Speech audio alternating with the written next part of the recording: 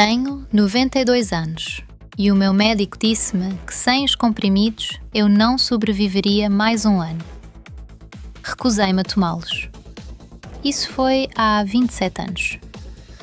Sei o que estão a pensar, que sou teimosa. A minha filha pensou exatamente o mesmo naquela tarde de outubro, quando lhe disse que tinha atirado a caixa toda para o lixo. Ela ficou branca como a cal da parede. Mas deixem-me contar-vos o que aconteceu antes disso, porque é aí que a história começa de verdade. Tinha 65 anos quando comecei a esquecer coisas. No início eram pequenas coisas.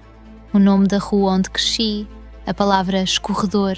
Entrava numa divisão e ficava parada no meio, sem saber o que tinha ido buscar. O meu marido, o António, dizia que era normal, que todos ficamos assim com a idade. Os médicos diziam o mesmo. É a idade, Dona Maria, é natural. Davam-me comprimidos para a tensão, comprimidos para dormir, comprimidos para a ansiedade que os outros comprimidos me causavam. E eu tomava tudo, porque confiava neles, porque achava que eles sabiam. Mas a verdade é que ninguém me explicou nada. Ninguém me disse porquê. Só me diziam o quê. Tome isto, evite aquilo, volte daqui a 3 meses. E eu voltava. E havia mais uma caixinha nova no saco de plástico que levava para casa. Durante 6 anos fui piorando. Não de repente, não de forma que toda a gente visse. Era uma coisa lenta, silenciosa. Como quando as coisas apodrecem por dentro, sem que o exterior mostre nada. A minha memória foi se tornando como um novelo de lã cheio de nós. Eu puxava por um fio e ele não vinha, ficava ali preso, enrolado em si mesmo. Parei de cozinhar receitas novas porque não conseguia seguir os passos. Parei de ler porque chegava ao fim de um parágrafo e já não me lembrava do início. Tinha medo de sair sozinha porque às vezes olhava para uma esquina conhecida e não sabia onde estava. Havia dias em que me sentava na cadeira da sala e pensava: será que é mesmo a idade? Será que é assim que se vai embora? Aos poucos, sem avisar, sem dor, mas sem ser também. E então aconteceu uma coisa pequena que mudou tudo. A minha vizinha Conceição, que já morreu, descansa em paz, tinha uma sobrinha que estudava nutrição. Não medicina, nutrição. E essa rapariga veio cá a casa uma tarde tomar café e ficou a ouvir-me falar das minhas queixas. Ficou calada um bocado e depois disse uma coisa que eu nunca mais esqueci. Dona Maria, já alguma vez lhe mediram a vitamina B12 e o magnésio? Eu olhei para ela sem perceber. B12? Magnésio? Isso não era para as grávidas e para os desportistas?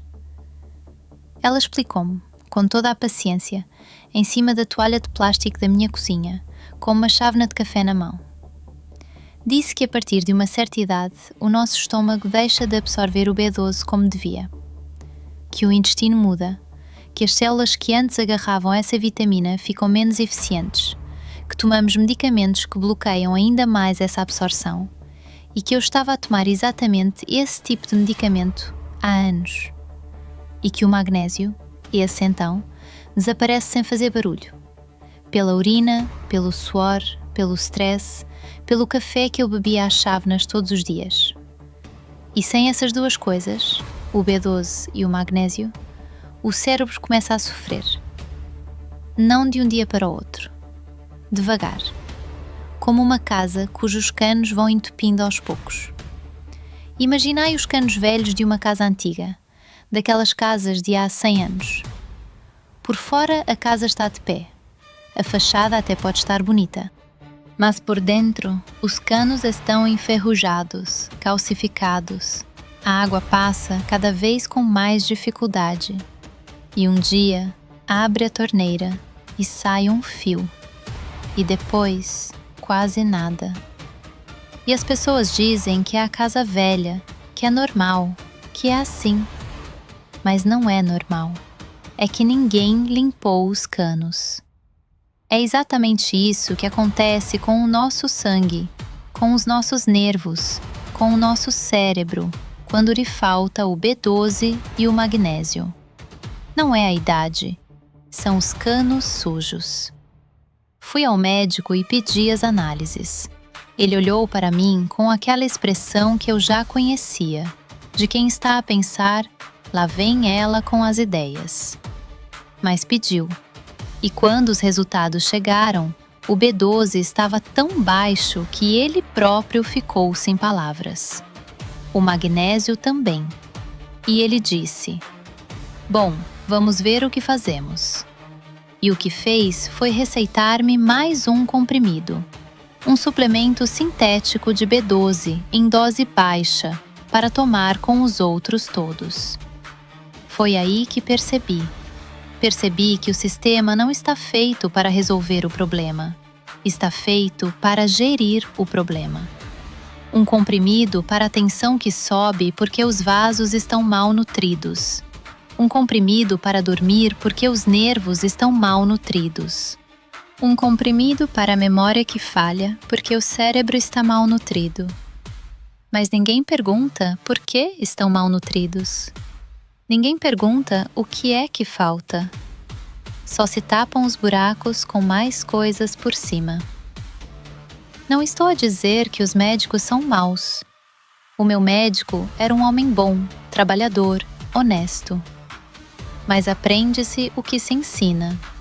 E nas faculdades de medicina não se ensina muito sobre nutrição. Ensina-se a diagnosticar, a prescrever, a tratar o sintoma que aparece à frente. E as empresas que fabricam os medicamentos não têm nenhum interesse em que as pessoas andem a comer fígado e sementes de abóbora. Isso não se patenteia. Isso não dá lucro. Há um silêncio muito conveniente à volta disto tudo. Um silêncio que a mim me custou 6 anos de vida a meio. 6 anos a esvanecer-me aos poucos, convencida de que era velhice, quando era fome. O cérebro estava com fome e ninguém lhe dava comida. Depois de perceber isto, fiz uma coisa que parecia radical, mas que era, no fundo, muito simples. Comecei a comer. A comer de verdade. A comer o que o corpo precisava. Fígado. Comecei a comer fígado de vitela uma vez por semana. A minha geração sabia disto. As nossas mães punham o fígado na mesa, porque era barato e porque engordava o sangue, diziam elas. Não sabiam o nome científico, mas sabiam o resultado. O fígado tem B12 em quantidades que nenhum comprimido sintético consegue imitar. Tem também ferro, zinco, vitamina A. É um alimento completo, daqueles que a Terra sempre deu e que nós, algures no caminho para a modernidade, fomos abandonando. Comecei também a comer cavala. A cavala é um peixe humilde, barato, que toda a gente conhece, mas poucos valorizam. É dos peixes com mais ômega 3 e com mais B12 que existem. 2 vezes por semana, grelhada com um fio de azeite e alho. Simples, como a vida devia ser.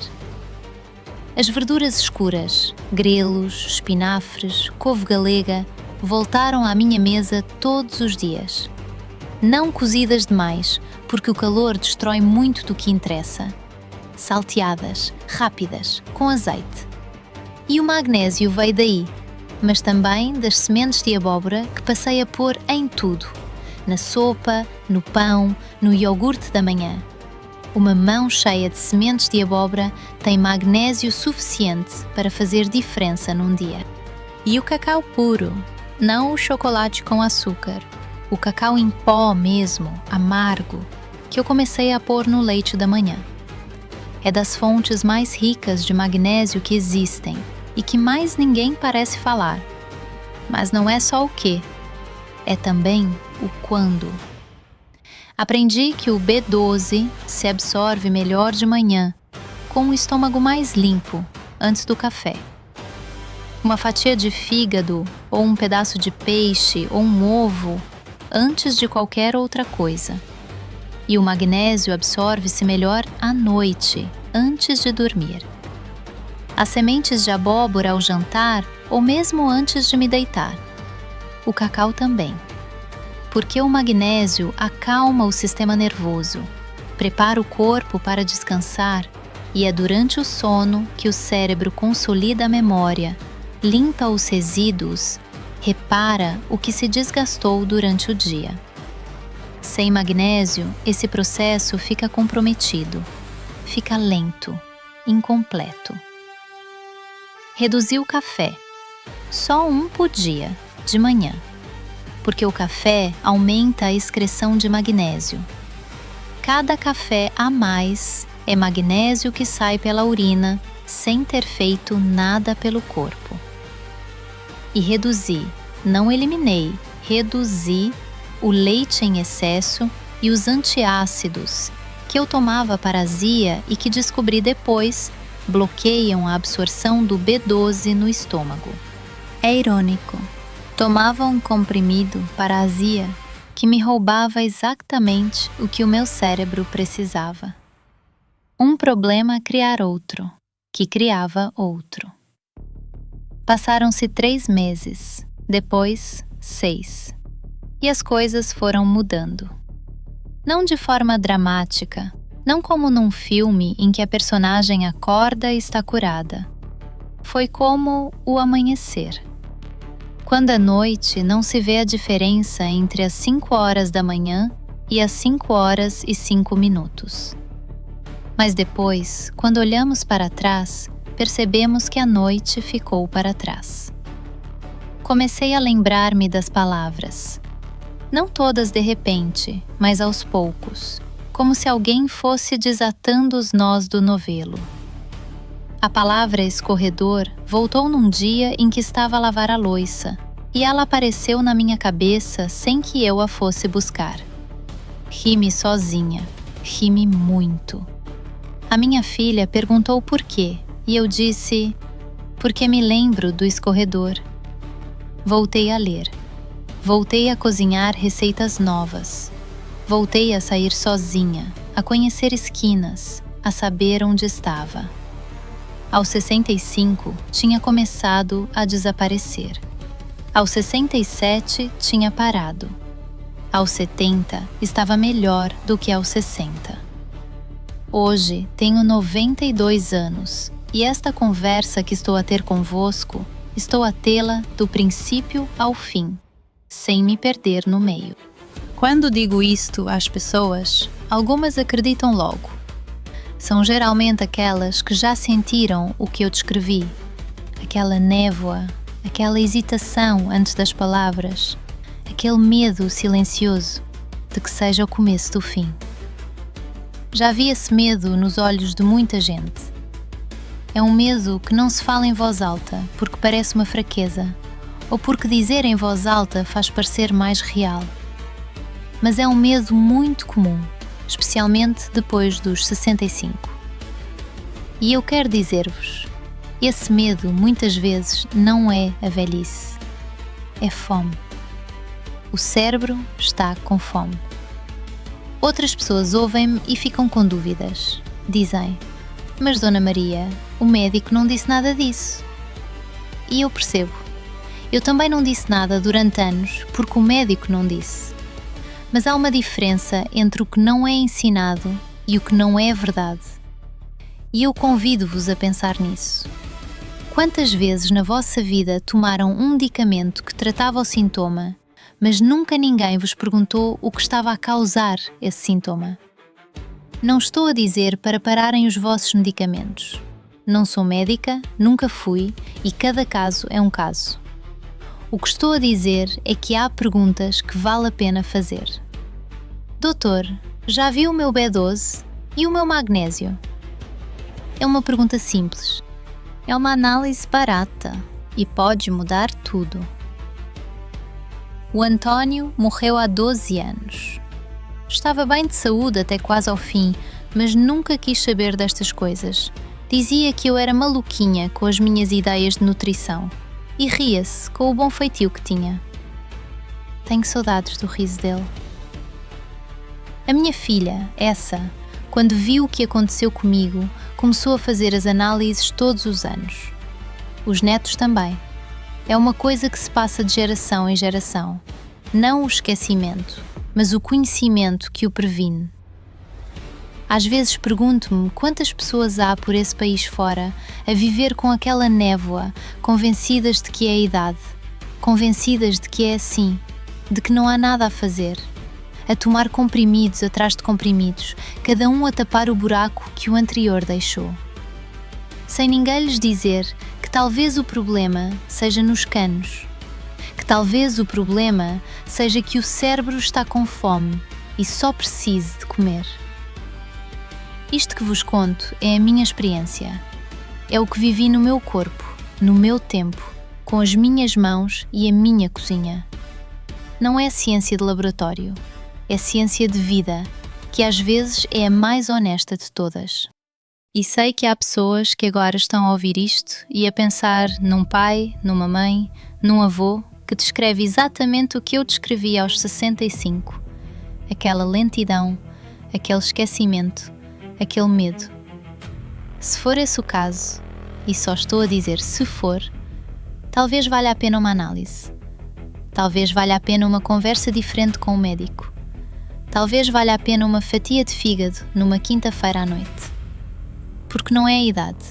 Quase nunca é só a idade. Eu tenho 92 anos. Recusei os comprimidos há 27 e estou aqui a contar-vos isto, do princípio ao fim, com a cabeça no lugar e a memória a funcionar. Não porque sou especial, não porque tive sorte, mas porque alguém, uma rapariga com uma chávena de café na minha cozinha, fez a pergunta certa na hora certa. Agora eu faço-vos a mesma pergunta. Alguém vos perguntou alguma vez, de verdade, o que o vosso corpo precisa? Não o que falta suprimir, mas o que falta alimentar? Pensem nisso. E se quiserem partilhar o que pensam, estou aqui para ouvir.